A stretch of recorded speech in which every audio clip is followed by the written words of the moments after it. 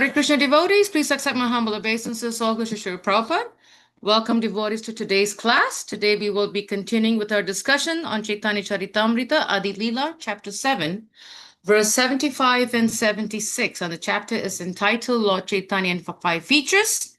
We're very happy to have His Holiness Candramauli Swami with us. Hare Krishna Maharaj. Please accept my humble obeisances. All glories to you and Shri Prabhupada. Maharaj, you're on mute, Maharaj. Haribol, can you hear me now? Haribol, yes, loud and clear. Perfect, Maharaj. Thank you. I'm at a brahmachari ashram too, so there's about 400 brahmacharis here. We'll get some powerful questions, Maharaj. Jaya Jaya Sri Chaitanya Jaya Nityananda Jaya Sri Chaitanya Jaya Nityananda Jaya Dvaita Chandra Jaya Gaura Bhakta Vrinda Jaya Dvaita Chandra Jaya Gaura Bhakta Vrinda Kapali Ekasloki Sikhala More Kanta Kare Esloka Kare Abhachare. Translation. After describing the potency of the Hare Krishna Mahamantra, my spiritual master taught me another verse, advising me to always keep it within my throat. So here, Lord Chaitanya is describing what his spiritual master, he's talking to us. Prakasananda Saraswati and his 60,000 Mayavadis. Text number 76. Harinam Harinam Harinam Kevalam Kolona Stevana Stevana Steva Gatir Anita. For spiritual progress in the age of Kali, there is no alternative. There is no alternative. There is no alternative to the holy name, to the holy name, the holy name of the Lord. Prabhupada's purport. For progress in spiritual life, the Shastras recommend meditation in Satya Yuga, sacrifice for the satisfaction of Lord Vishnu, Treta Yuga, and gorgeous worship of the Lord in the temple in Dwapara Yuga. But in the age of Kali, one can achieve spiritual progress only by chanting the holy name of the Lord. This is confirmed in various scriptures. Srimad Bhagavatam, there are many references to this fact. In the 12th canto, 351, it is said, Kalir doshani de rajan asti ekam mahagunaham kirtanare krishnasya mukta sangam param bhajan. In the age of Kali, there are many faults. Drop it down again. Bring it down, it's too high. In the age of Kali, there are many faults, for people are subjected to many miserable conditions. Yet in this age, there is one benediction. Simply by chanting the Hare Krishna mantra, one can be freed from all material contamination and thus be elevated to the spiritual world. The Naradiya Pancharatra also praises the Hare Krishna Mahamantra as follows. Trayo Vedasa Angani Cham Damsi Vivida Sudaham Sarvamasta Stam Yatchayana Pivanmayam Sarva Vedanta Sarataha Samsara Narva. The essence of all Vedic knowledge, comprehending the three kinds of Vedic activities, which are Karmakanda, Jnanakanda, and Upasakanda. The chandas, or the Vedic hymns, process for satisfying the demigods, is included in the 8 syllables Hare Krishna, Hare Krishna. This is the reality of all Vedanta. The chanting of the holy name is the only means to cross the ocean of nescience. Similarly, in the Kali Santara Upanishad states, Hare Krishna, Krishna Krishna, Hare Hare, Hare Rama, Rama Rama, Hare Hare. These 16 names, composed of 32 syllables, are the only means to counteract the evil effects of Kali Yuga. In all the Vedas, it is seen that to cross the ocean of nescience, there is no alternative to the chanting of the holy name. Similarly, Sri Madhvacharya, while commenting on the Mundaka Upanishads, has quoted the following verse from the Narayan Samhita. Dwarpara Jana Dwarpara Pradarpa Janar Vishnu Pancharatri tu Kevalai Kalotu Nama Matrenam Pujyate Bhagavan Harihi. In Dwarpa Yuga, one could satisfy Krishna or Vishnu only by worshipping him gorgeously, according to the Pancharatriki system. But in the age of Kali, one can satisfy and worship the Supreme Personality of Godhead, Hari, simply by chanting the holy name. In the Bhakti Sandarbha, text number 284, Srila Jiva Goswami strongly emphasizes the chanting of the holy name as follows. So I'm not going to try to chant all that. So we'll go on to his translation, which is an explanation of what he says. Srila Jiva Goswami states that the substance of all Vedic mantras is the chanting of the holy name of the Lord. Every mantra begins with the prefix Nama Om and eventually addresses by name the Supreme Personality of Godhead. By the supreme will of the Lord, there is a special potency in each and every mantra chanted by great sages like Narada Muni and other rishis. Chanting the holy name of the Lord immediately renovates the transcendental relationship of the living being with the Supreme Lord. To chant the holy name of the Lord, one need not depend upon other paraphernalia. One can immediately get all the desired results of linking with the Supreme Personality of Godhead. It may therefore be questioned why there is a necessity for initiation or further spiritual activities in devotional service for one who engages in the chanting of the holy name of the Lord. The answer is that although it is correct that one who fully engages in chanting the holy name need not depend on the process of initiation.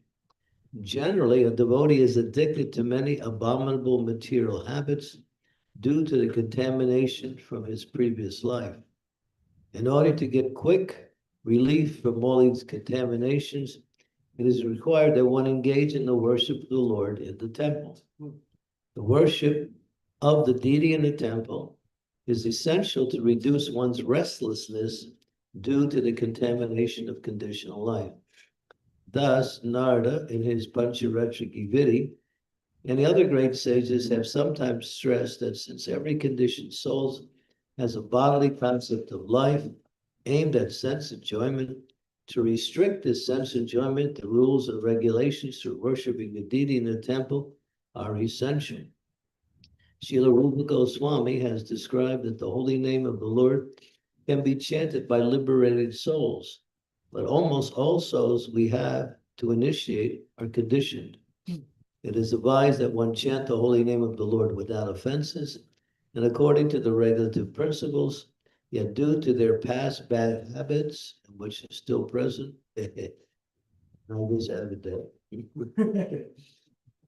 they violate these rules and regulations. Thus, the regulative principles for worship of the deity are also simultaneously essential. Om Agyan Timirandasya Ganajana Salakaya Chaksu Unmilitam Yena Tasmai Shri Gurave Namaha Nama Om Vishnu Padaya Krishna Prasthaya Bhutale Shivakti Bhakti Vedant Swaminiti Namine Namaste Saraswati Deve Gauravani Pacharine Nirvisesa Sunyavari Pastyatya Tarine Vancha Kalpa Tarubhischa Kripa Sindhu Bhevischa Patitanam Bhavanebhyo Vaishnavebhyo Namaho Namaha Shri Krishna Chaitanya Prabhu Nityananda Shri Advaita Gadadhar Masadi Gaur Bhakta Vrinda Hare Krishna Krishna Krishna Hare Hare Hare Rama Rama Rama Hare Hare. Somebody asked Prabhupada that what is the incarnation of the Lord in this age, Kali? We know each of the ages has an incarnation. The incarnation of the Lord in this age is Lord Chaitanya Mahaprabhu, but he's brought actually the actual incarnation along with him. Both are there. The worship of Lord Chaitanya by following the principles that he gave according to the Bhagavad Gita, which are five principles which he taught to Srila Rupa Goswami. What are those five principles? To chant the holy names of the Lord, to worship the Lord in his deity form, Archa Vigraha, to hear regularly, daily, Srimad Bhagavatam, to associate with and serve Vaishnavas, and to live in a holy place. These are mentioned now as foremost activities within the ISKCON society. But Lord Chaitanya emphasized two amongst these five. He emphasized the chanting of the Hare Krishna Maha Mantra and the association and serving Vaishnavas. These are the things he emphasized. Of course, we do all of them, and especially here, Prabhupada mentions the importance of worshiping the deity in the temple. One is Pancharatriki Vidi, rules and regulations and restrictions according to how the deity should be worshipped, according to the acharyas, and therefore one must follow that. This age, deity worship is quite simple. In previous ages, particularly in the age of the Pari Yuga, Srila Prabhupada would also mention that he gave us 20% of the rules and regulations of deity worship. The other 80, he said, would be too difficult for you to follow. But that was the Yuga Dharma and the Pari Yuga. People were adept at worshiping the deity in a very gorgeous and grand way, following very strictly the Pancharatrika system of worship, which we cannot follow in this age because it's not necessary, actually. What is necessary is that we purify ourselves by these other activities, such as worshiping the deity in the temple. One starts to develop the qualities in the mode of goodness. As the qualities of the mode of goodness become manifest, the other, what we used to say, those qualities of the mode of passion and ignorance start to disappear, one becomes nicely situated in devotional service of the Lord. One becomes happy and one can engage what we say continuously in chanting the Hare Krishna Maha Mantra. All along with Srimad Bhagavatam, the emphasis is also given on Bhagavad Gita, which is the essence of Bhagavad Gita, is, of course, chanting the Hare Krishna Maha Mantra and hearing and, well, we say, serving Srimad Bhagavatam, regular hearing. Nasta Prayeshu, Abhadreshu, Nityam Bhagavata Sevaya, Bhagavati Uttama Sloke, Bhakti Bhavati Nastiki. This is Prabhupada, when he came over on the Jalabuddha, he mentioned 5 verses in that same section of the Srimad Bhagavatam, 1 to 17 through 1 to 21, 5 verses. He mentioned the words were really the foundation for the whole process of devotion and service. And one of them is to hear and, what we say, also chant the glories of Srimad Bhagavatam. Bhagavatam is non-different than Krishna. And in this age, Krishna has manifested himself in the form of Bhagavatam, along with the holy name of the Lord. But here, the emphasis is being said, even initiation is not required. One can chant anytime, any place, anywhere. But in order to come to the stage of what we say freedom from the offenses of chanting, one has to purify themselves from the lower qualities, such as passion and ignorance. And therefore, there is a process. And therefore, it is required that one takes shelter of the spiritual master, receive guidance in how to execute devotion service, learn the philosophy, and learn how to apply the philosophy in day-to-day life. It's not enough just to learn the philosophy. You have to learn the application of the philosophy. Because only when the application becomes regular, when what we say steady, then one develops the qualities of those philosophies that, in other words, you start to imbibe the philosophy and it becomes part of you. It's not just a philosophy. It's no longer theoretical. It becomes your character. Your character actually develops according to those transcendental topics. So that's necessary. But the chanting of the holy name is here. It's glorifying the chanting above everything else. So what is it saying? that one who was actually on the platform of what we say freedom from chanting with offense, or even the next stage of chanting, which is namabas.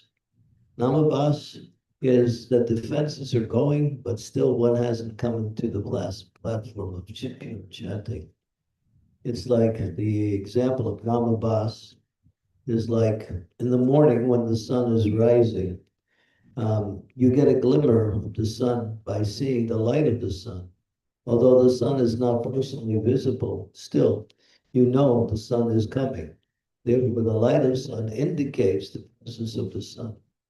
And of course, due course of time, the sun appears in its full, you know, form as the sun. So in the same way, the holy name is pure. It's like the sun. You might say it's the sun of spiritual essence, spiritual practice. But there's different visions of light that one can experience in the process. And namabas is that one is starting to become free from the offenses. And we know what the offenses are. We chant it every day. You do this part of the morning program here. You chant the 10 offenses to the holy name. It's important as a reminder because as long as we are still committing these offenses, there won't be hardly any progress in the chanting of the Hare Krishna Maha Mantra. And especially what is it? Well, there are many important offenses, but the most important is the first one. What is that? Blaspheme those devotees who have dedicated their lives to the propagation of the holy name. In other words, to vilify or to find fault, even though a person may not be up to the standard in behavior, if they're preaching Krishna consciousness, still they should be beyond what we say reproach. Of course, Prabhupada don't take advantage of that. But so what he was saying is that sometimes a great preacher will not follow all the rules and regulations, or may even act a little bit different or wrong. But still, that's not a point for criticism. It's not a point for criticism because they're doing what they're spreading the glories of the holy name, they're spreading the glories of Sanatana Dharma, and they're empowered by the Lord to do that. Krishna Shakti Vinana Kadvavartan. One can only preach when they become empowered by Krishna to do the work of Krishna in the material world. As Krishna personally comes to elevate the conditioned souls, those who do that work on behalf of Krishna become very dear to Krishna. And so that we should avoid these 10 offenses. And of course, Bhakti Vinod Thakur says, if you learn to chant attentively, then you can mitigate and even eliminate all of the tendencies to commit any of the other 10 offenses. He said, by chanting attentively, you can free yourself from the tendency to commit any of the other tendencies. So, therefore, he said, here's where you put your energy on, your attention on. Try to chant attentively. And chanting attentively is a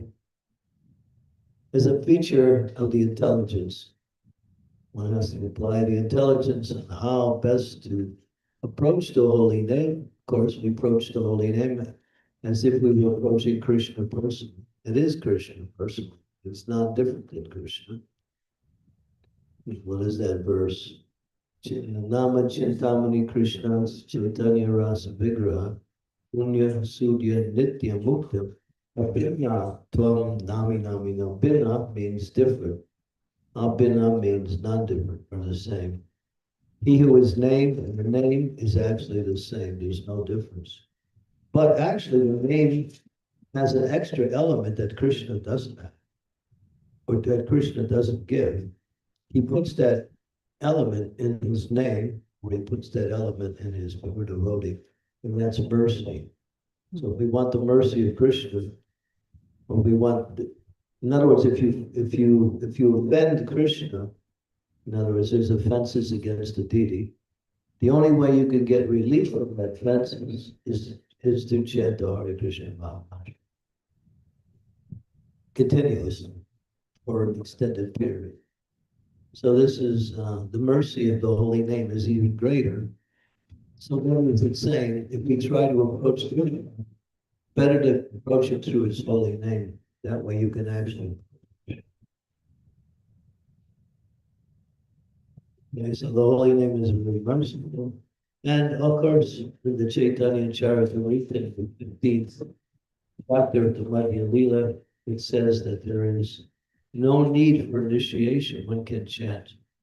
But then again, as Prabhupada says, people have bad habits come to our society, and they actually, even though they chant so much, just like Prabhupada said, when Prabhupada said, well, Vanashram, it's the whole world is a topsy-turvy. We cannot establish Vanashram. So let's focus only on, Bhagavad Gita, chanting the Hare Krishna Maha Mantra. But then that was the beginning of his 1974, he changed. Since now we have to do Vairashram. He said, if chanting is so effective, why are devotees falling down? Because they're not properly engaged in devotional service. So therefore, he said we should establish this, not Vanashram, but Daivi Vanashram. Education according to one's proclivities in learning how best to serve and using that service propensity to push on Krishna consciousness and, of course, becoming very creative in your service. When you're engaged nicely according to your nature, you become enthusiastic to serve and you also become very creative how to expand your service in many different ways. So that was the importance of that. But here, go back to what's being emphasized here is everything is there on the holy name. If you chant the holy name, and chanting the holy name is not just 16 rounds. Prabhupada said 16 rounds is just to get you going. In other words, Satatam Kirtayantam, to always chant the holy names of the Lord. Well, it comes back to that one verse that's mentioned in the Mahabharata, but then it's mentioned in Chaitanya Charitamrita, where there are only two principles in devotional service. Two rules. One, always remember Krishna. Two, never forget Krishna. And always remember not to forget Krishna also. That's another one. So remember not to forget. But to make it simplified, two things are there. And what is the easiest and most recommended and easy, most available aspect of remembering Krishna is anytime, anywhere, anyone can chant. That's why Srila Prabhupada would say 16 rounds on the beats, innumerable rounds off the beats. So one can chant anytime while working, while walking, while fighting with somebody else. You can chant anytime, anywhere. So the Lord Chaitanya's mercy is so easily available through the holy name of the Lord. Now, when Prabhupada first started the movement, he said 64 rounds when he began his movement back in the early days. But the devotees at that time were also doing other seva, and they said to Srila Prabhupada, we don't have time. It's too difficult. And then they came together and they kind of very humbly protested Prabhupada's statement. And Prabhupada said, all right, but do 32 rounds. And then the protest continued. But 32, Prabhupada said, all right, 16, and no less. And nowadays we find people have a hard time chanting 16 rounds. And so this is the age of Kali. What is the verse? Alpayeso Labda, Yasmin Jana, Manda Sumanda Mateo Manya Bhaga Upadataha. The people are not qualified in this age to practice spiritual life. They're more inclined to material activities, especially sense gratification and economic gain. So therefore, Prabhupada says 16 and no less. So where did we get that 64 rounds from? The Bhaktisiddhanta Saraswati instituted 64 rounds only for those who stayed in the temple. Those who went out preaching, they could do 16 rounds because they were out preaching all day, 16 rounds. But for those who were sleeping in the temple, had nothing to do, or doing whatever they were doing, he said 64 rounds like that. So Prabhupada tried to give us that, but then he saw it wasn't practical, we wouldn't be able to maintain it. But the rule is that 16 rounds gets you started. But Srila Vishwanath Chakravarti Thakur mentions that if you chant every day, you'll chant always. In other words, if we practice seriously chanting our 16 rounds every day, we'll come to the point of wanting to chant more, because then one develops what is called namruchi, taste for chanting. As that taste develops, one wants to chant more and more, more. And then whether you chant on the beats or off the beats, it's incidental, but this is indicating that one will increase their numerical vow like that. Some devotees chant 32, some chant 64. The Russian devotees, some Russian devotees, they're very austere. On Srila Haridas Thakur's parents' day, they do 192 rounds. That's 333,333 names every day. Well, that's just once a year. Anyway, still, they do it. They also do, I know another place also in India also, the devotees in Mumbai, on that same day, they also do 192 rounds, 24 hours. They take prashad also. It's an Ekadasi, Nirjal Ekadasi, they do that. No, they don't take prashad, that's right. They don't take prashad. So yeah, so when one gets a taste for chanting, one wants to chant more and more and more like that. But we can practice that by chanting whenever we can like that. And the holy name will always protect one from the onslaught of material energy. The holy name will also purify one's consciousness, as it says here. One can, simply by chanting the holy name, one can elevate himself back to the spiritual world. It's so powerful. That's it. We have to come to the stage of chanting without offense, or at least come to the stage of namabas. Then we can elevate ourselves higher. So the holy name, and it's the holy name is so nice. Kirtan and japa. We see now the tendency in some of areas in ISKCON is people love kirtan, but when it comes to japa, it becomes like climbing a mountain with a backpack, you know. So hard to chant sometimes. But the best thing, I recommend devotees to get up early and chant your rounds before you do anything. And then before you, at least before you take breakfast, you should have your 16 rounds before breakfast. If you do that, you'll see there's a qualitative, we see a rise in your consciousness. You'll see, you'll feel more fixed Krishna consciousness, will be more determined, more easily able to go out throughout the day and do your service nicely.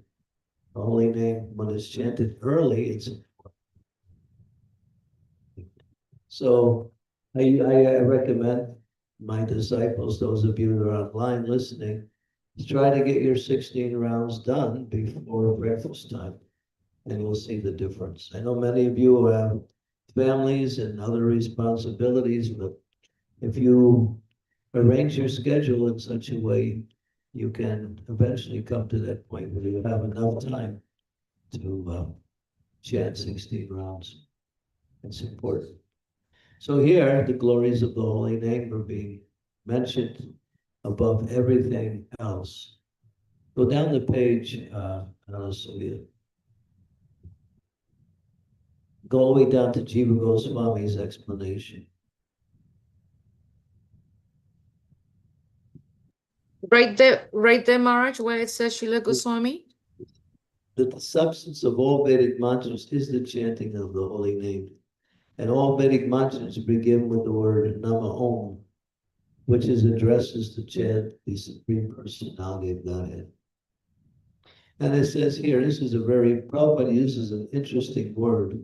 Chanting the holy name immediately renovates the transcendental relationship of the living entity with the Supreme Lord. Renovates means to upgrade it and bring it to a higher stage of quality. So that chanting of the holy name, what it does is that we actually can experience the presence of Krishna more and more through the chanting of the holy names of the Lord. It becomes an experience, not simply a vrata that we have to.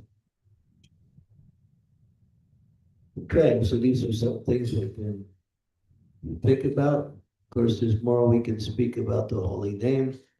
And Prabhupada, in one other purport in the Chaitanya Charitamrita, he says that unless we approach Sri Chaitanya Mahaprabhu, we cannot actually get the mercy of the holy name. Therefore, we always chant Sri Krishna Chaitanya Prabhu Nityananda Sri Advaita Gadadhar Srivasadi Gaur before we chant. And we also pray to Gaur Nitai for their mercy because they are, how we say, the Karuna avatar in this age. Give the mercy of the chanting of the holy name. They demonstrated it, they taught it, and they also distributed it everywhere and anywhere. Okay, so it's important not to neglect or think that not Lord Chaitanya is not important. He is most important. And you cannot worship Krishna unless you approach Lord Chaitanya first in this age of Kali Yuga. Yeah. Because he is Sri Krishna Chaitanya Radha Krishna Madhyanya. He is Radha and Krishna in one transcendental form. So this age, he is the mercy manifestation. He is also the incarnation in this age. Along with the holy name, both of them have come in this age to somehow or other bring some light in this darkened age of Kali Yuga. This age is Galer Dosha Nidhi Rajan, so many problems in this age. We don't even need to somehow or other try to delineate the problems. You just read the 12th canto of Srimad Bhagavatam, or even parts of the 11th canto. It describes the afflictions of this age of Kali, so many bad things. Now, without going through all of that, we also know that we see that every day in our interaction with the material energy, how people are, everybody, we were talking about this last night, how everybody is so, what we say, overwhelmed with anxiety. When you're in anxiety, you can't think straight. You can't think straight. Your activities are not going to be appreciated by anybody, nor will it benefit you even. So this world is, and this is the age of anxiety, the age of lying, cheating, hypocrisy. So many bad qualities become prominent in this age, and even some of the bad qualities are seen as good qualities. You can cheat and lie and outdo somebody else and gain something you consider to be advanced. Such competition to try to control the resources of the world. And so people fight amongst each other to do that. And if someone becomes superior, they're considered to be successful. But it's just another form of envy, lust, greed, that's all it is. We exalt bad qualities as being good qualities in this nature. Okay, so We'll open it up for questions. Thank you so much, Marge, for this wonderful class. This is a really powerful verse. Really, really powerful. Thank you for addressing so many points. I request devotees, I just stopped sharing. Please, wherever possible, whenever possible, We're going to please. start, honestly, we're going to start here. We have No problem, Maharaj. No problem at all. Brahmachari, he's the CEO here. Oh, Hare Krishna, please. We can start with your question. He has 399 other brahmacharis. And one very illustrious Mataji. Awesome. Haribol. Okay. Mark, your kind of how beauty worship increases, it also increases the moral goodness. Right. Now, the Bhagavatam also said that we can Bhagavad Seva as we can Tadadistamo Bhavakala Bhagav so Kekanam Sikam Sattva Prasidati, that verse is there. So if the Bhagavatam, the regular hearing of the Bhagavatam increases the moral goodness, Why do you need to do worship? why did you worship? Well, he's saying that he's quoting verses from the Srimad Bhagavatam, how that Bhagavatam actually purifies oneself, helps qualify oneself to raise to the standard where we can chant free from offenses. Why do we need deity worship? Well, Prabhupada said, especially for those who are neophyte, they need to worship the deity because they still have this tendency to think that, well, they think that, well, the other devotees, they're not so important. The spiritual master, he's important, and the deity is important, and that's all. They're called Prakriti Bhaktas, those who are what we say materialistic devotees. Although they're practicing devotional service, they don't have a clear understanding of what it means to be a devotee. They see things in a materialistic way. So they're given a chance to go to the temple and worship the deity. Hopefully that will gradually purify them, where they'll come to the next stage of becoming a Madhya, where they appreciate and serve other Vaishnavas. And also preach the holy name. So it's meant to purify those on a neophyte stage, especially deity worship. That doesn't mean going on the altar, it means going to the temple and seeing the deity worship, taking part in the activities of the programs offered in the temple.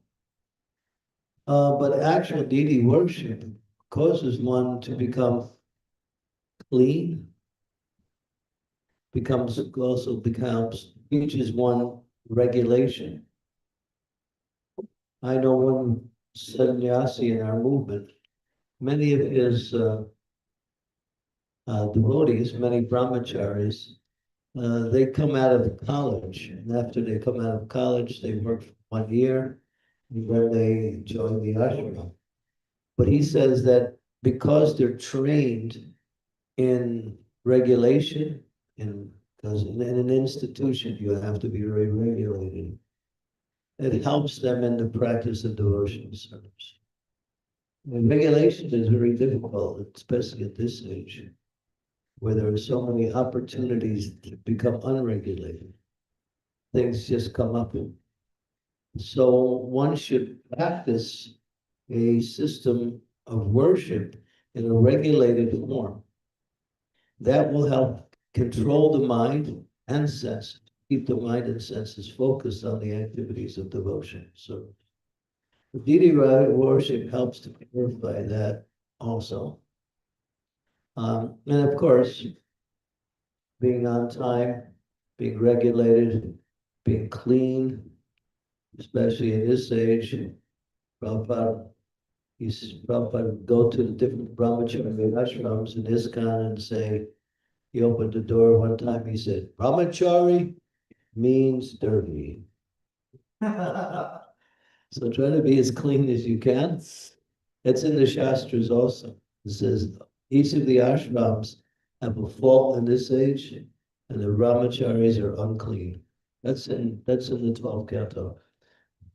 The grihastas fail to give in charity, the vanaprasthas don't go to the forest, and the sannyasis keep money.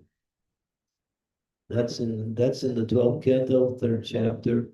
I'm not sure which verse, but it's around 37, 36, something like that. So yeah, you want to be clean. It's very important because cleanliness, as Prabhupada said, is next to godliness. But actually, he took it to another level. He said cleanliness is godliness. Well, Prabhupada was very strong that everything became, what we say, he called it revolution. Clothes clean, uh, place clean, everything clean, especially when you're working with deities, it's a principle. The unclean is a principle. So that'll block one's progress in spiritual life. Like this. Does that help a little? Okay, we have a follow-up, yeah. Maharaj, how do you guys engage in quarrels? You tend to find it difficult, challenging many times to live among devotees, associate with devotees because of our own conditioning and fault finding nature. Yeah. But then yet, this is the greatest offense, is to find fault with the devotees who are preaching. Right. So almost sometimes it makes it very hard. Well, we want to discuss how to get rid of the tendency to find fault. Yeah, it says that the Shastras mentioned that it's easy to see faults, but when one sees faults, they should also try to see the good qualities side by side and focus on the good qualities and not the faults. In this age, you might say people have both. Your faults are there, the good qualities there. So try to dismiss these so-called faults. Bhaktisiddhanta Saraswati says, if the faults of others disturb you, look inside yourself and find out what is it about yourself that's causing you to become disturbed. So try to correct yourself, then you'll see the faults of others, or you'll see them as potential good qualities. So you have to practice that because our conditioned nature pushes us to think and act in a certain way. So we have to apply the scriptures to the words of the spiritual teachers and apply these things to how we live every day. And as we do that, we can become purified from these lower qualities. Yeah, that's a good question. Thank you. Yeah, we got two questions here, so we'll come back and forth. Okay, over to you. I'm going to see you. I'm going to call on Anand. You can go with the question, Anand, then I'll come to Krishna Kaviraj. I'll repeat his question. Anand is from Bangalore. Okay, Anand, go ahead. Yes, Guru Maharaj. In fact, we're moving to Delhi now, very close to Raj. Uh, Raj and I think, we're applying to stay together. So let's see how it goes, Maharaj. So, Guru Maharaj, sorry. Yeah, Guru Maharaj, Dandavat. Now that we're discussing the topic of initiation, there was one curiosity in my mind. We as we read in the Chaitanya Charitamrita and the Chaitanya Bhagavat that when Chaitanya Mahaprabhu took on the sins of Jagai Madai, his body became black, or he turned black, let's say. So, just to ask you, Guru Maharaj, what is the phenomenon, or shall we say, situation and process uh, that a spiritual master goes through at the time of initiation when he takes on the sins of his disciples? What happens? I mean, it's out of curiosity. Why do you want to ask that question? You're planning on becoming a spiritual master? If you are, that's good. But then you have to, first of all, get initiated. He's asking Jagai and Madai when they got purified, from Lord Chaitanya and Lord Nityananda, all of the reactions of their sinful activities went into the body of Mahaprabhu. And the Dvaita Acharya said, oh, he said, and he called him, I guess he called Mahaprabhu, you look like Krishna. So, yeah. So just don't commit offenses, that's all. And the spiritual master is given what Krishna wants to give him. He's not going to break the spiritual master by giving him, all of the reactions of a person's sinful activities. It's up to Krishna what he wants to give him. But the spiritual master takes on that responsibility and also that austerity. Yeah. So Prabhupada said, don't cause trouble to your spiritual master. You get initiated, follow. Don't say, I want to get initiated, and then at the time of initiation, we get all, what we say, very enthusiastic. We feel like we're pure devotees, and then all of a sudden, after some time, we're back to our old habits again. Maya will test you. You'll get tested. As soon as you get initiated, there's a test that comes right after initiation. And sometimes devotees get a little. I saw one devotee, he was following the four relative principles very strictly for a long time. And then as soon as he got initiated, he started breaking them. I was thinking, what is this? So yeah, you'll get tested. And you can pass the test. Krishna never tests the devotee to the point where they'll not be able to pass the test. But you have to get tested in Krishna consciousness. Otherwise, how will you make advancement? You go to university to get a diploma and a degree, but you have to pass the test. You have to go to the lectures. You have to, you have to do so many things in order to gain that knowledge. These are all what we say difficulties that you have to go through. So these tests are opportunities for advancement. If you see them that way, you'll be able to easily accept them as Krishna's mercy, rather than some difficulty or something that you're trying to avoid. Don't try to avoid them, just try to understand how to use them in the service of the Lord. Okay. Hope that helped, Anand. Okay, we have another question here.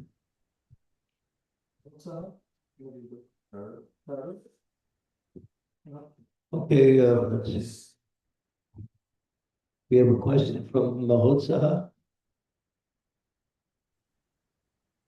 This is the one book distributor in America. He's asking a question. Oh, Haribol. This boy, he's not a boy. He distributed 55 Bhagavatam sets on the street in one day. Hare Krishna. 55 Haribo. sets one day on the street. That's like 500 some books. Marge, I'm just curious, Marge, how many hours did it take him to do that? I don't I'm know. just curious. He's from another planet, so I can't read it. Wow. Anyway, he's asking a question.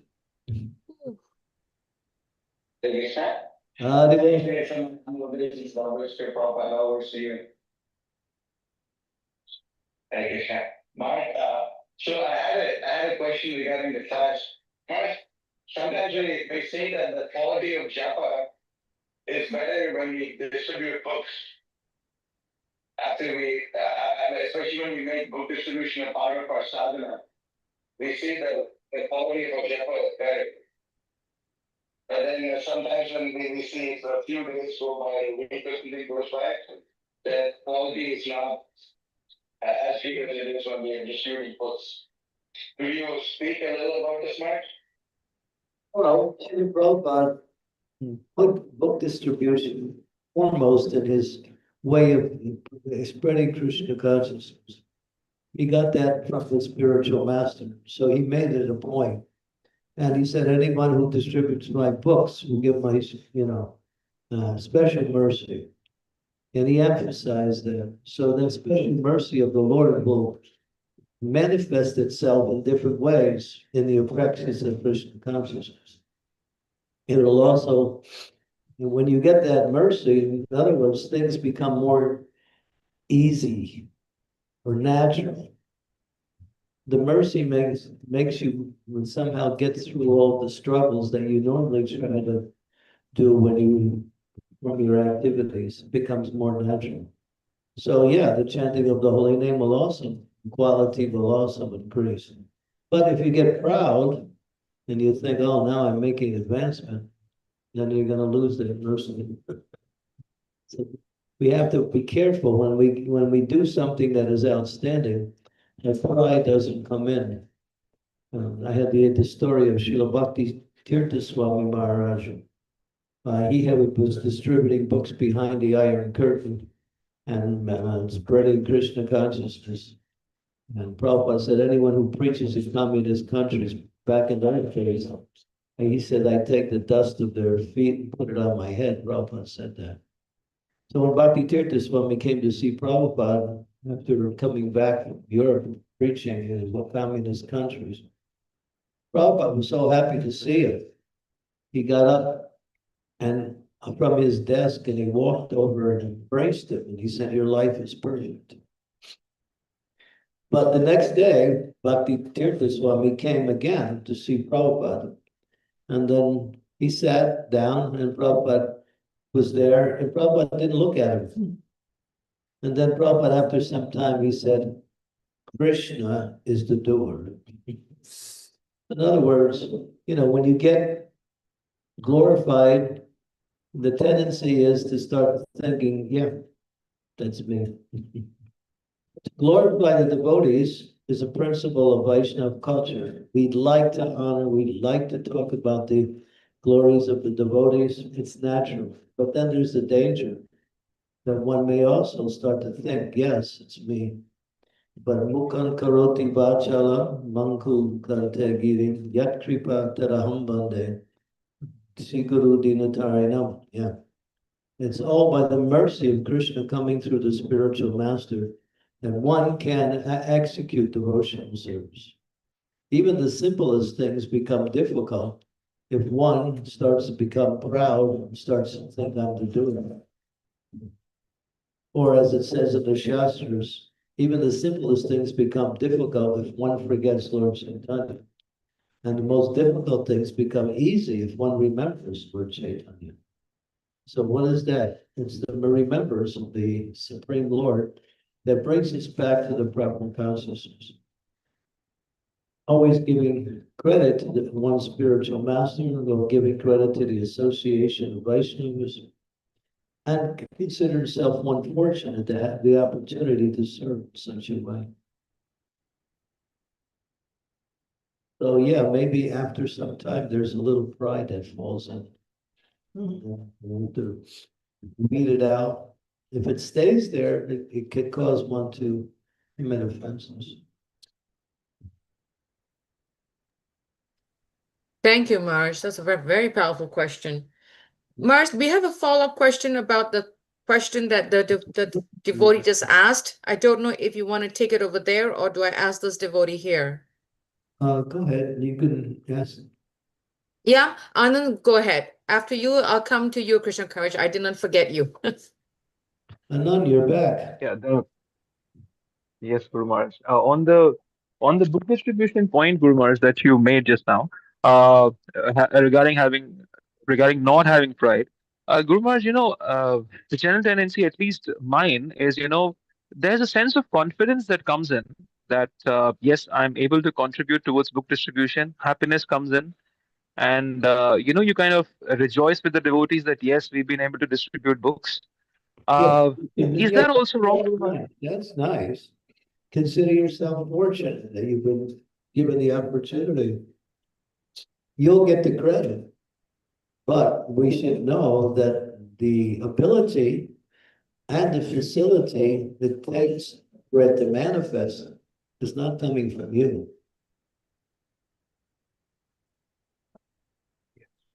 Krishna likes to give credit to his devotees, although he does everything. Yes, understood, Guru Maharaj. He says, Savasitaham Hridisani Visto Matar Smiti Gyanam. You want knowledge, I give it. You want to remember it, I also give it. If you want to forget me, I help you. Everything is coming from Krishna based on our desire. If you have the right desire, you get the credit. In other words, you make spiritual advancement. You become free from some of the negativities in this material world that's keeping you locked into the cycle of birth and death.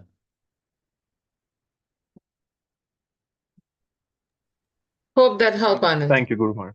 Thank you. Krishna Kaviraj, you're up next. Thank you. Guru Maharaj, please accept my humble obeisances. All glories to Srila Prabhupada. All glories to you, Maharaj. Guru Maharaj, I loved your instruction on minimum 16 rounds on the beads, innumerable off beads. But Guru Maharaj, I have this problem in when I'm chanting off beads anytime during the day, are so much nicer than the ones on beads. But the moment I start to count them, then they lose Don't worry. their sweetness. We talked about chanting on the beads and chanting off the beads. He says he gets more happiness chanting on the beads.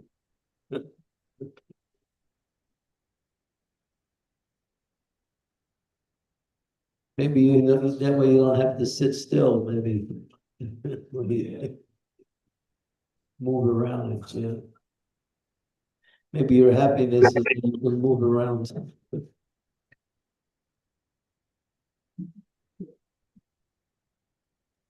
I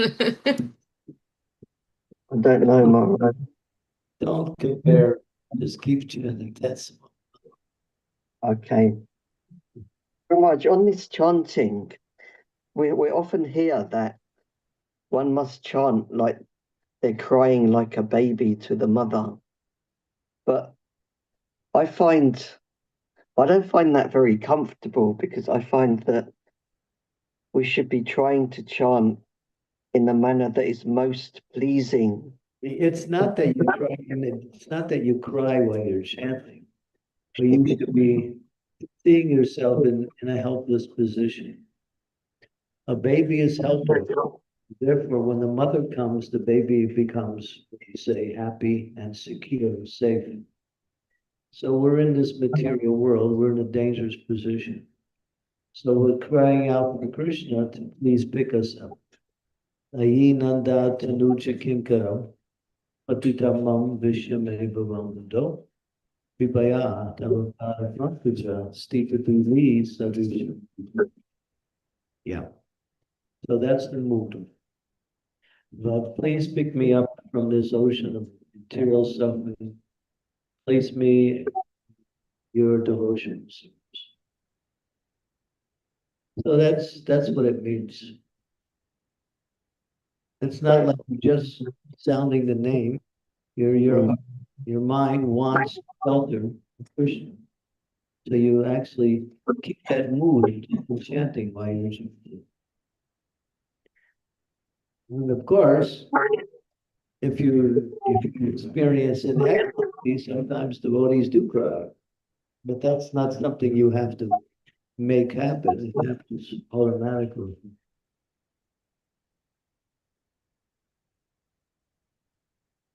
Thank you, Maharaj. Okay. Maharaj, other questions on your side, Maharaj?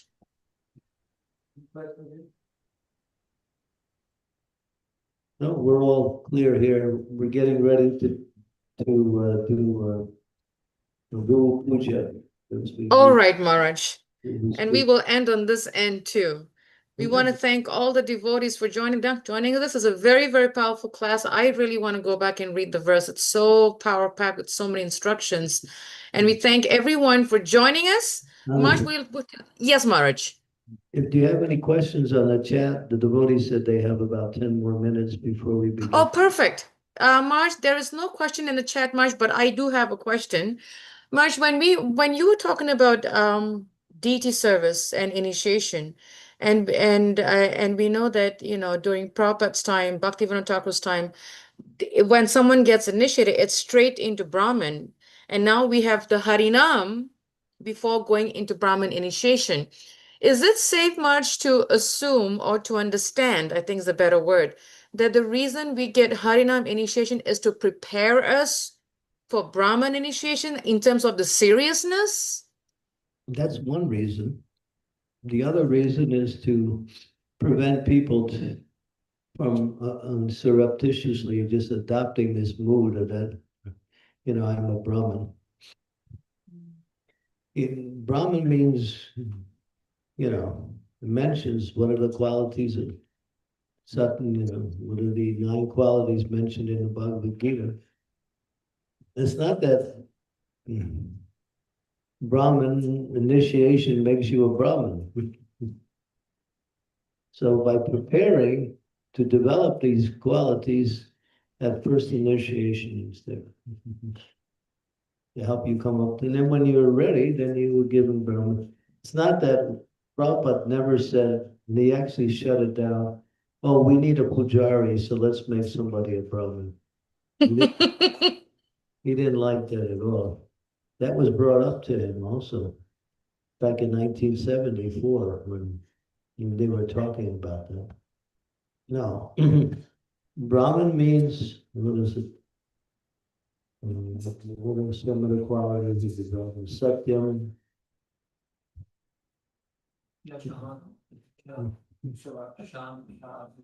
Shanti, Arjavam, Jnana, Vijnana, Astikam. So 9 qualities are mentioned in the Sanat Sujata. There's 12 qualities mentioned also.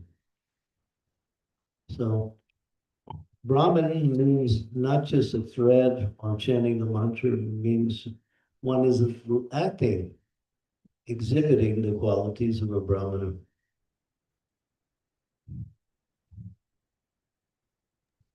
Marge, you know that I've come to you about that concerns about how sometimes they take it as a status, a title.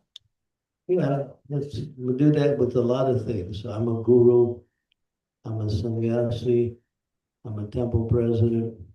Janasamoham Yamaham Mameti. Jiva Surupai Krishna Nityadas. It's our only identity. Whatever else we do is a service, that's all. We serve in these different roles, but that doesn't make your role your identity. Your identity is only servant. We only have one identity. Das Anudas. Good. Thank you, Marge. Okay, thank you, Anasuya. So we can stop here. All right, Marge. Sri Devi is making. Yeah, Sri Devi can I take her question, Marge? Because is it possible, Marge? Or are we cutting too close for Guru Puja over there? Okay. I'm getting the okay. Okay, go ahead, Sri Devi. Thank you, Ansuya. Thank you. Good question, Sri Devi. Sorry? It's going to be a good question. It better be a good question, he Maharaj, said. I hope so. Please accept my humble obeisances. All glories to Srila Prabhupada. All glories to your divine grace.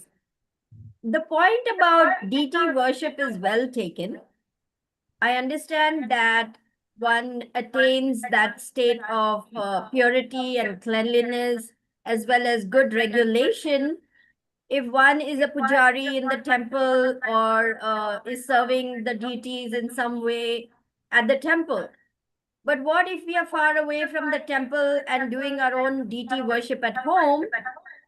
We are not so strict, we are not so clean, and we are not so regulated. So how can we improve in that area? You have to, because the deity is the deity, whether it's in a home, is a temple, it's the same deity.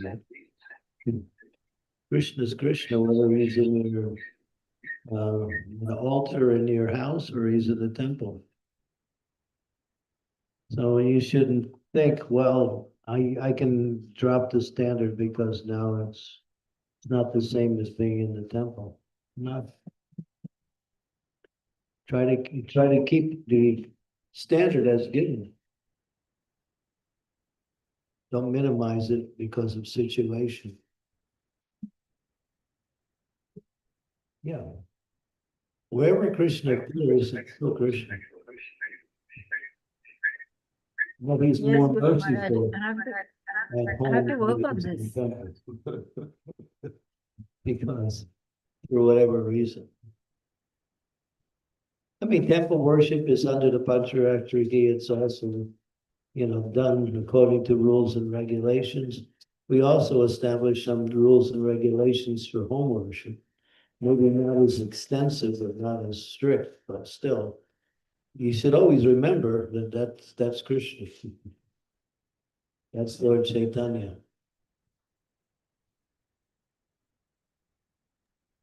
Hope that helps, Sri Devi. Yes, very sobering. Thank you for the instructions, Guru Maharaj. Okay, Prachi, we'll squeeze you in. Thank you, Guru Maharaj. Hare Krishna. Please accept my humble obeisances. All glories to Srila Prabhupada. All glories to you, Maharaj. Maharaj, is there so when we say a mantra is like, like Maha Mantra.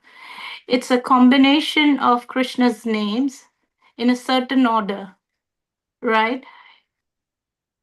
What's the potency of mantra or Maha Mantra versus these individual names of Krishna? Maha Mantra is, Prabhupada mentions this also. The Maha Mantra contains only the names of the Absolute Truth, where other mantras may have other terms in the mantra which connect the names. Therefore, there are so many mantras. And mantra means, of course, according to rules and regulations given in the Shastra. A Maha Mantra is just Radha and Krishna. That's all it is.